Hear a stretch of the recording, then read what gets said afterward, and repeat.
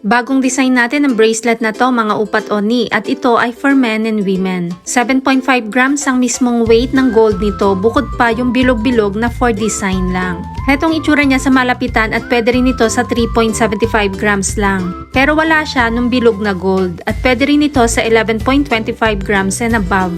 Since pwede ito sa babae at lalaki, pwede rin kayong mag-couple rito. Hetong itsura ng bracelet natin bilog at wala kang makikitang lock dito kasi isusuot mo ito diretso sa kamay. At ang nasa loob nito ay isang makapal na stretchable rubber. Hindi ito basta-basta mapapatid kasi makapal ito.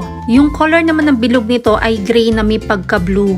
Ito ay walang value, for design lang at pwede rin ito sa plain black na onyx kung gusto mo ng black. Ganito ang itsura ng 7.5 grams pagsuot. Ang lahat ng 24K Korean gold natin ay pwede sa cash, 2 gifts, or ilang months layaway, depende kung saan ka komportable. Ang rate ng gold ay nagbabago everyday kaya hindi natin nilalagay ang price sa video. Kung gustong malaman ang updated price, mag-inbox kay Michelle Yu sa Facebook at subscribe ka na rin sa ating Mabenta KR Jewelry YouTube channel para updated ka.